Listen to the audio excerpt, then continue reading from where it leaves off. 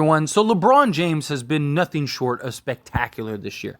I mean, the guy in age about to be 39 in like a month, year 21, is averaging 25 points, 7.5 rebounds, and 6.5 assists on 56.3% from the field.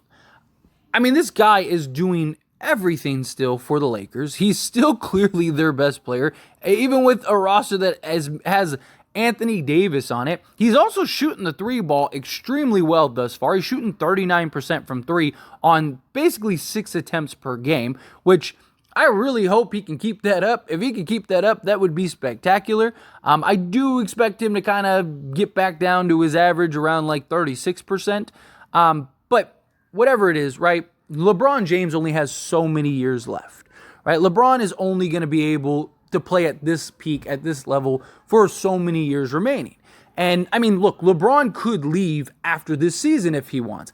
I don't think he will. I think the only way he leaves the Lakers is, one, to go play with his son, or two, when he's ready to retire and then says, like, okay, I'm going to go retire and, retire a Cavs, right? You see players do stuff like that all the time. They go and sign, like, a 10-day contract or something like that just to retire in their team's jersey and then move on. I could see something like that. Because, look, LeBron, he's here for more than just basketball. Obviously, he wants to win. Obviously, basketball is extremely important to him. But the reason he came to LA was not just solely basketball. His wife, his kids, all of that stuff. They love it here in LA. Kids going to school, all that stuff, right? So I don't expect LeBron to leave anytime soon. However, I'm sure he wants to win a championship. And the Lakers are in absolute win now mode. And there is a very real argument that the Lakers should do and need to do and owe it to LeBron to do whatever it takes to go make whatever trades or do whatever you think is necessary to allow LeBron James the best opportunity to win another NBA championship. And I understand that some people may look at it as like, well, the Lakers don't owe LeBron anything, right? Like, the Lakers are the Lakers, right? They're this major conglomerate franchise, best franchise in all the sports, right? All of that. I get that. But look, LeBron James came to the Lakers under the promise that, like, hey, we're an organization that does whatever it takes to win, which historically the Lakers have. On top of that, it's about the perception for future stars. That's what the Lakers have always done. It's the reason why, even when everyone said the Lakers would be stupid for giving Kobe Bryant that contract extension after he tore his Achilles and giving him a max deal, they did it anyway. Because it wasn't about that moment. It wasn't about just like, whether the Lakers are good or bad or not. It's about, hey, here we take care of our own. We do whatever it takes. If you do right by us, we're going to do right by you. And the Lakers have always bent and kneeled towards their superstars, right? Did it with Kobe, did it with Magic, Kareem, Shaq, like all of them, right? That's what the Lakers do. And so far, the Lakers have, the Zach LaVine, DeMar DeRozan talk. I'm sure there will be other players' names mentioned as we move closer to the trade deadline. These are just the two guys that are front and center at the moment that are available for trade at the right price and that the Lakers could realistically get. Like, the Lakers could realistically get either of these guys. LaVine is more so for limited market and the amount that he's being paid each year. DeMar DeRozan is more so for just his age, fit-wise, and then, like, how many teams look at DeMar and go, that's the guy we need, right? So the Lakers are in good shape for either of these guys, if we're being honest. But one, the Lakers need to evaluate, are either of these guys the guy that really puts the Lakers over the top? Because, look, you're very limited in assets. The Lakers have a first, a pick swap, and like a handful of seconds, so that's basically it.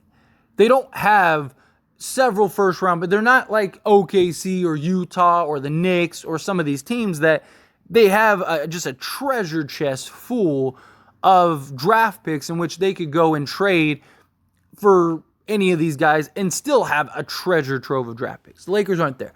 Lakers have to be very strategic, have to be very smart, right? Rob Pelinka has shown he's the guy that is patient and will remain patient and will look and try to find the right deal. There was talks that, hey, the Chicago Bulls really want Austin Reeves, right? Again, I don't think that they trade Austin Reeves. I don't think that they should trade Austin Reeves. But if the Lakers look at it and go, Zach LaVine, or talk to LeBron, and LeBron says, you know what, if you can get me Zach LaVine, I believe we can win, or DeMar DeRozan, or whomever, maybe somebody else becomes available, right? We'll see. Time will tell. But don't be shocked if the Lakers push their chips to the table. The whole reason the Lakers went and got Russell Westbrook was because LeBron James wanted Russell Westbrook. Rob Pelinka had a deal lined up, ready to go get Buddy Hield, and even DeMar DeRozan thought he was going to Lakers. He said it himself in an interview. I thought it was done. I thought I was heading to the Lakers. And then they ended up going and trading for Russell Westbrook. That whole Russell Westbrook thing doesn't happen if it wasn't for LeBron James. But again, it's the Lakers who our superstar wants, our superstar gets. We take care of our own. We take care of our guys, right? Oh, it didn't work. LeBron's unhappy. Let's figure out how to correct it. Let's figure out how to fix it. And look, I know some people are going to say, of course, it's LeBron. Like, no, this isn't a LeBron thing. Again, the Lakers have always done this, right? Look at when Kobe Bryant wanted out. He wanted to be traded. He was done with the organization. Mark Cuban's talked about how Dallas thought they had him. Chicago thought they had him. Like, he was gone. He was out the door. But then they said, no, we're not going to trade you. Trust us. We're going to do whatever it takes. They go get Pau Gasol, right? And they work out some magic. And then all of a sudden, boom, right? The Lakers are a contender again. Kobe's happy again. Like, to be honest, look, the Lakers giving Kobe that max contract when they did after the torn Achilles was a terrible basketball move. It was. Look, I love Kobe Bryant to death, and I believe he earned and deserved every penny. But if I remove my bias and my love for Kobe Bryant, and I just look at that from a Laker position of you're just locking up all this money for a guy that he's not going to be the same guy. We're not going to be winning. We're going to be set back a couple years. We didn't know LeBron James was going to come and we'd win a championship in the first 2 years, right? There was so many and there was that was what, a 6-7 year stretch where we were awful. Are we that if we have that salary cap? We have that salary space? I don't know. But it wasn't about that. It was about the long-term goal because the Lakers knew we're going to get another LeBron James or another star, right? And the same thing with LeBron. The way they look at it is okay, if we do what's best for LeBron, LeBron's happy, we show, hey, we're an organization that will push our chips to the table to go win an NBA championship, then that just becomes more attractive for other stars when they become available. Because usually when a star wants out, it's because they're not winning, they feel the organization isn't taking it serious, and they want to go to an organization in which they feel will do all it takes to win. It's what the Lakers have always done historically. And right now, look, LeBron James' running mate is Anthony Davis, and he's just not stepping up to the plate. He's just not being the guy that the Lakers need him to be. When he's on and he's playing the way we know Anthony Davis can play, you're talking about, this guy is the best player in the world when he's playing the way we know he can play. The problem is that game in and game out, he can't. Now, part of that is Anthony Davis. He's not being assertive enough. He's not being aggressive. He's not being demanding enough of the basketball, right? But also that falls on the coach not running actions to get him the basketball. It also falls on even LeBron James, D'Angelo Russell, Austin Reeves, whoever the primary ball handlers are when AD's on the court with them. Those guys are not making the effort to go get AD the ball, right? There's several factors that go into it as to why Anthony Davis isn't doing it. But if the Lakers have an opportunity to go get a Zach LaVine or a DeMar DeRozan, or maybe it's somebody else, we will see. There is a real argument to be made. The Lakers have to. The Lakers owe it to LeBron, owe it to the perception for the next future star, right? I'm not saying you destroy your team again for that, right? And the Lakers have told LeBron no on several occasions. But again, it's the perception for others. Telling LeBron no on a coach or, a specific role guy or something like that is one thing. But to just sit with their hands in their pockets, right? If the Lakers didn't do anything and they were just hey, Russell Westbrook, his money falls off.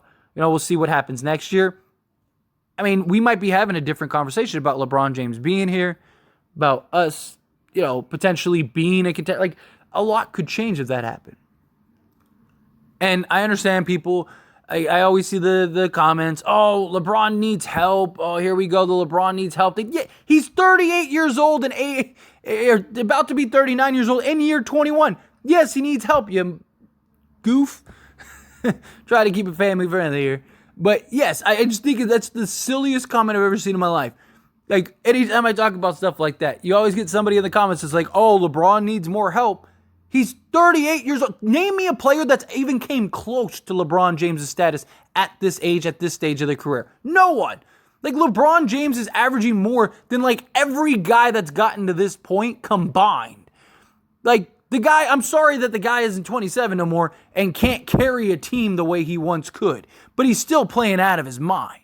Right? Sorry. Mini rant there before I wrap up this video. But, again, I do. I think that there is that pressure for the Lakers to show LeBron, show the rest of the league, show future potential stars that want to sign with the Lakers, like, hey, we're a place that we're going to do year in and year out. We're going to do whatever it takes to try to go win. If something doesn't work out, we'll figure it out. We'll make the adjustment. We'll make the correction.